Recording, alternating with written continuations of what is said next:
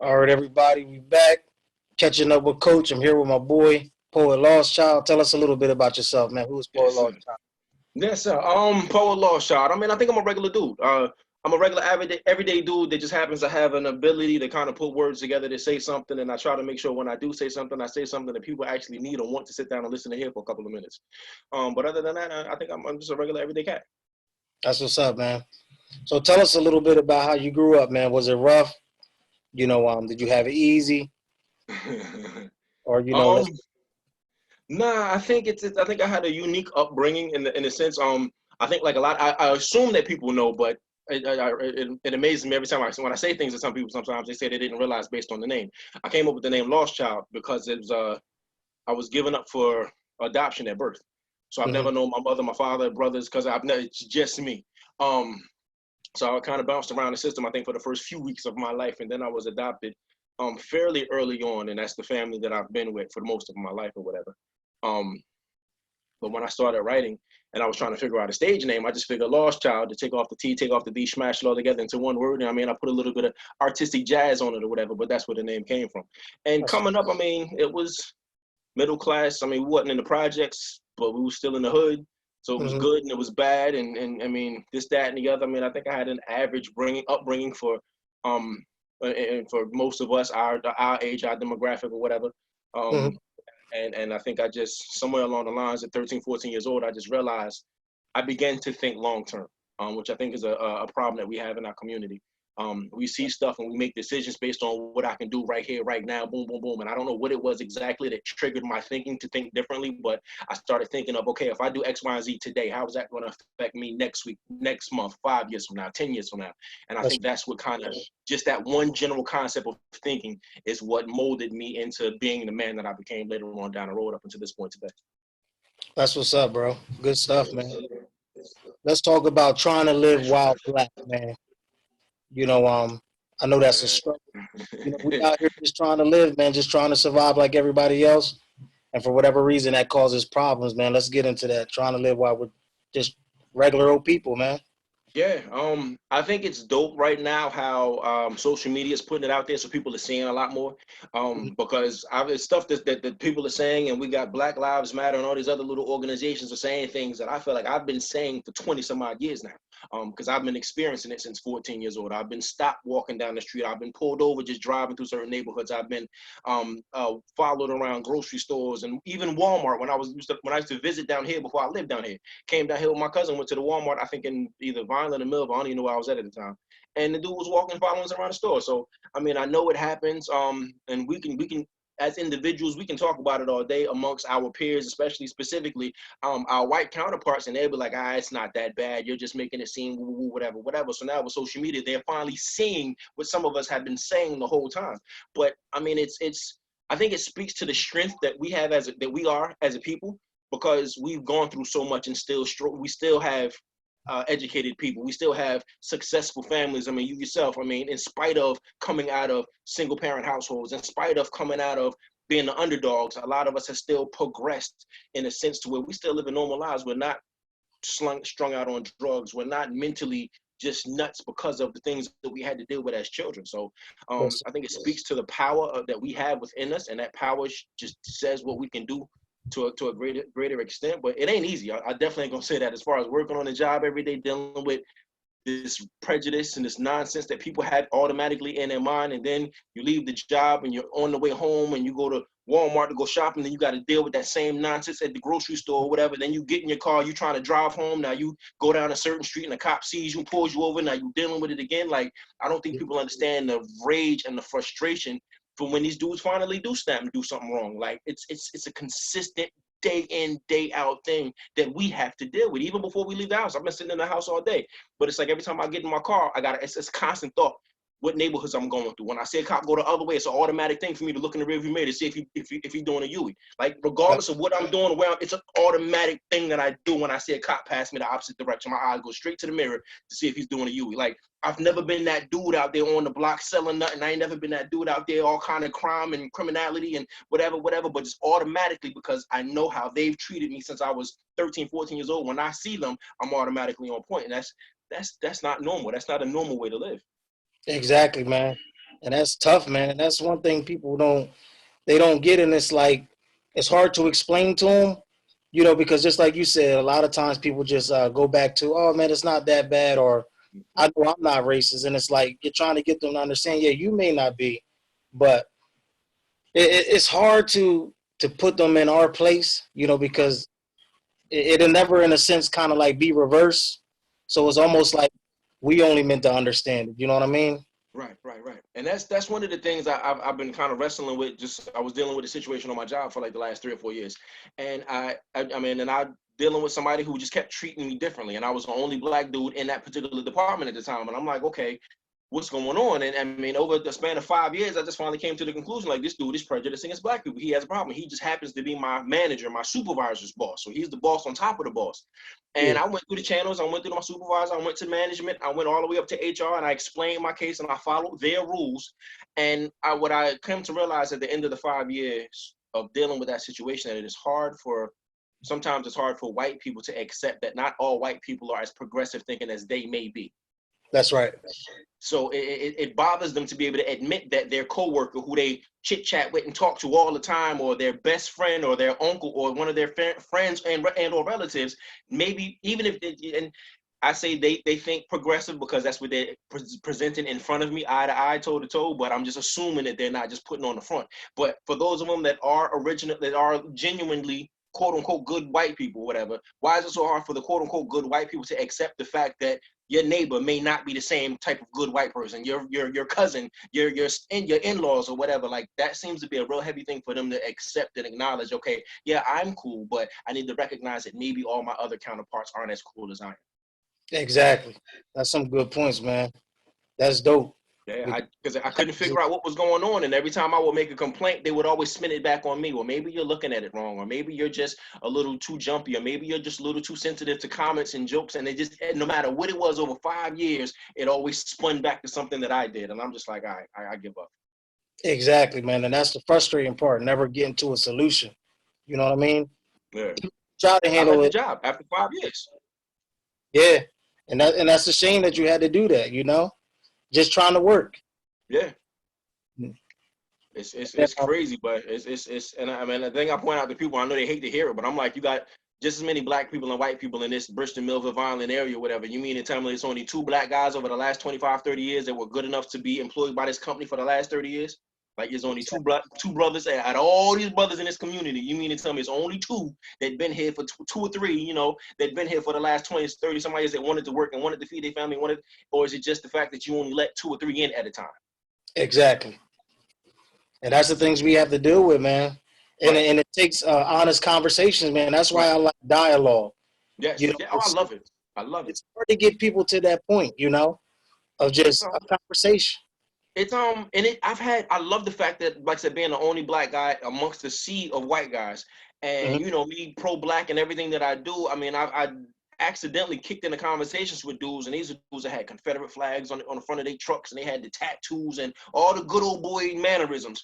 And when they would come to me and ask me about stuff or talk about black militant groups like the Black Panther Party or the Nation of Islam, this, that, and the other, whatever. I'm like, any black group that you can name here in what was known as the United States of America, there's never been a situation where a black militant group, went into the white suburbs and destroyed entire, like, snatched men and women out of their kids and killed them in the streets and burned down the entire community. It's never happened. It's never been where a black militant group came out of the hood and went up to West LA, or came out of the hood and went out to the suburbs in Chicago, or came out of the hood. It's never happened. So how is it that we're the enemies when throughout the history of America, the whole black and white situation, there's never been a situation of blacks killing white? Even if you That's talk about the rebellions like Nat Turner, they were rebelling against slavery. That wasn't just for no reason, for no cause. It was in defense. Even with the Black Panther Party for self-defense, the name of the group is for self-defense. We weren't going out attacking anybody, but if you come to attack us, we're going to fight back in defense. But we've never been the attackers. We've never been the progressors of all this racial nonsense. But at the end of the day, this is the face of the enemy. Like, how? We the I, nicest people. You look at the rosters, they some of the nicest, kind, loving. If you look at the Nation of Islam, they're building community. Everything that we do that's kind and loving is ignored. And they look at the handful of people who grew up in horrible situations that turned out to be criminals. And that's the example that they say makes that stands for the rest of us. It's ridiculous. exactly. It's heartbreaking, man. You know, Yeah. and that brings us to our next question, man, of what can we do for each other? You know, how can we increase brotherhood? And just like you mentioned the rosters, you mentioned Nation of Islam. You know, how can we encourage brotherhood in the midst of different religions, difference of opinion, and not let that be the thing that keep us separate? Man, I mean, I know people consider me sometimes a conspiracy theorist, but Mm-hmm. I would definitely like to say that Malcolm, that generation in the 60s and 70s, they had to figure it out. You figured Malcolm when he came back from overseas and he realized it doesn't matter your religion. And he had the meeting with Dr. Martin Luther King. I think it was only one meeting between the two of them, and there's a picture of them shaking hands. I think that was the part that scared the hell out of the core base of what America is, because they realized if they come together, you got the black Muslims and the black Christians, and you get the Southern peaceful organizations or whatever. And like I said, the Nation of Islam, that whole, if you get these people together on one plane and they start living for each other, they start speaking for each other, we're going to have a problem. So I believe they implemented programs and did as much as they could to break that up, because if we just get back to that point, which is only 30, 40 years ago, it's not that long, when they figured it out.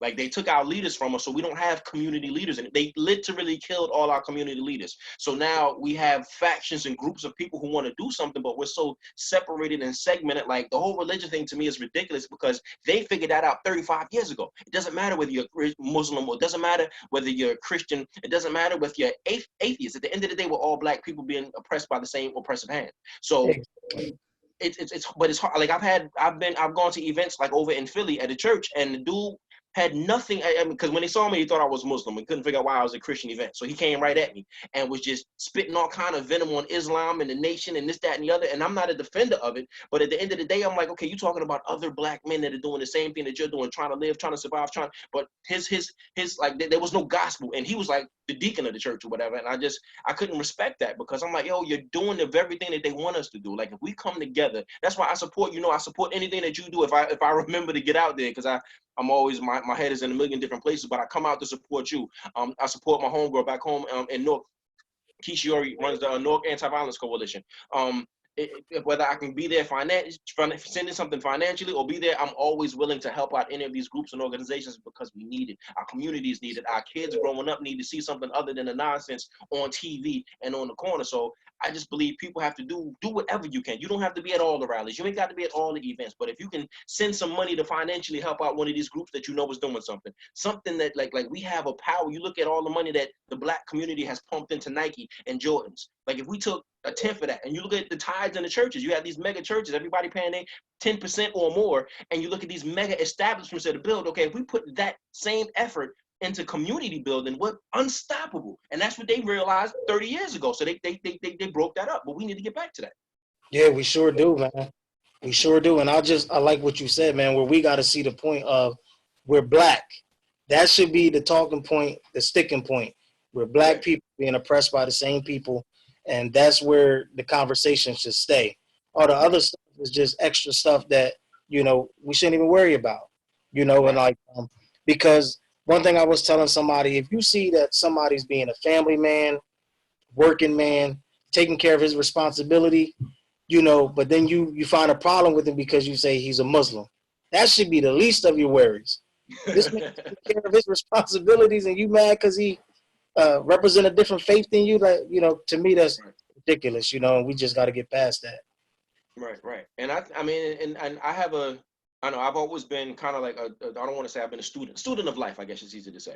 And I look back at the origins of religion, not just Christianity, not just Islam, but Judaism. And you look at, okay, like I tell people all the time, it doesn't make sense, the division between the black Christian and the black Muslim, because you have the black Muslim who says we acknowledge the God of our forefathers Abraham, Isaac, Musa, and Yusuf, and then you have the black Christians who say we acknowledge the God of our forefathers Abraham, Isaac, Moses, and Joseph. It sounds like we're talking about the same people. So why are we so separated? Maybe there's a different language twist, or there's a change in it, but it sounds like the base of the core is the God of the same forefathers. So Where's the division? We're the same thing, just in different languages, in different cultures, but it's still acknowledging the same God. But I don't hear that coming from the hierarchy of neither the Christian nor the Muslim communities. Like, we're all acknowledging the same God, just in a different language, based on a different culture, based on what was pushed here in America, which versus what, like, say, Christianity in the Middle East is nowhere near what Christianity here is in America. Like, I've had that Exactly. argument with people before. Like, it originated in the Middle East, just like Islam Yep. originated, and nothing over here originated. I mean, so you go to a Christian church over in an Arab speaking country, the greeting you get is Assalamu alaikum. Yeah. In a Yep. Christian church, because that's the language. It has nothing to do with the religion. That's the language. Peace and Exactly. blessings unto you.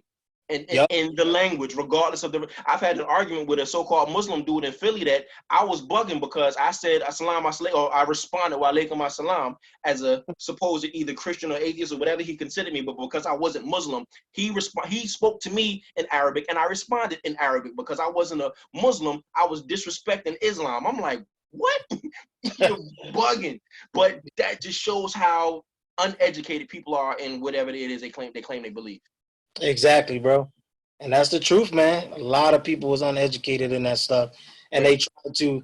they try to make it so cutthroat, and it's like they still have so much to learn, you know, Right. and that's what caused a lot of confusion.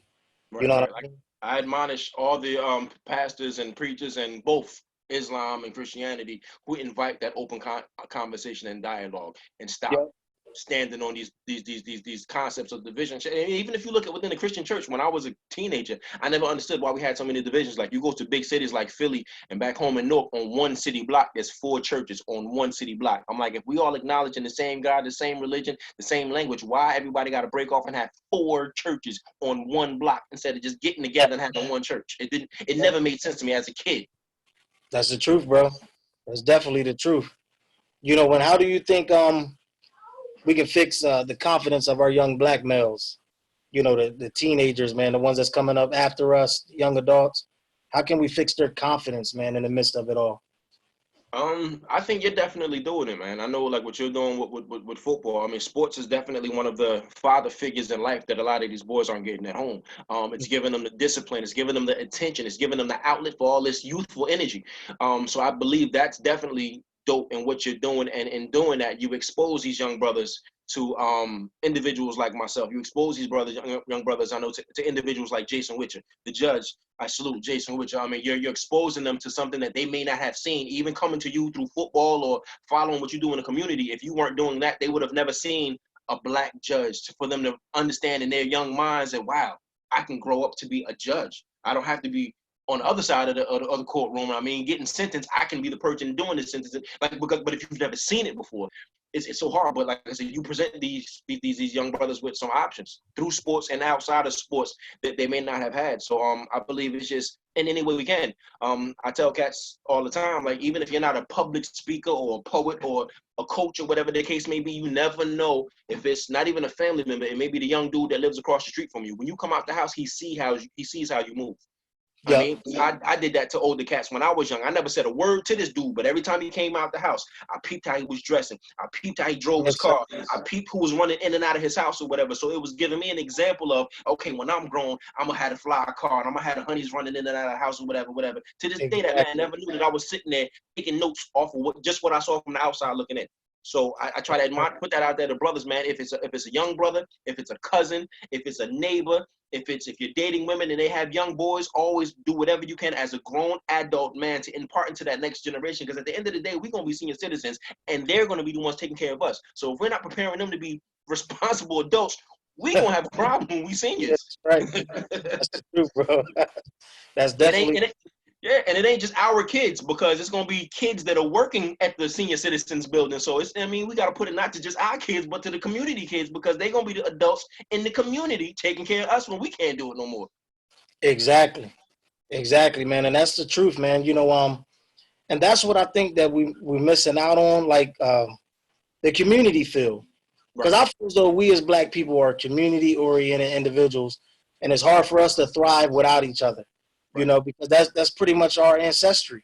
That's where we come from. You know, strong exactly. family roots. You know, when we try to be self sufficient, man, it just don't pop and work the same.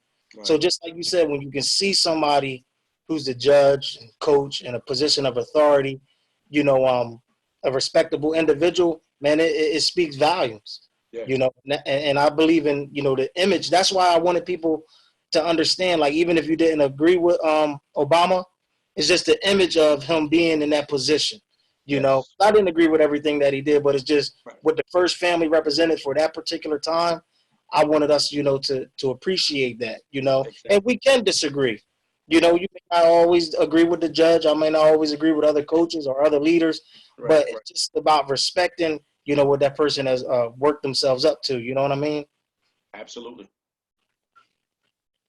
Yeah, man. And how do you think we can fix the community as a whole, man? Like, just getting these streets back in order, man.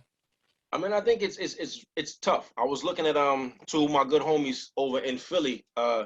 They do a podcast every so often, and I catch it here and there, and they were talking about fixing the community. And one of the biggest things that they said, which I totally agree with, is that you can't fix the community until you fix your household. And I think everybody needs to understand that. Not even your household, you got to work on you first. Like, I can't come to you as a brother and be like, yo, my man, I see you doing something wrong. I see you not this, that, and the other, woo, woo, if I don't have those very things in order myself.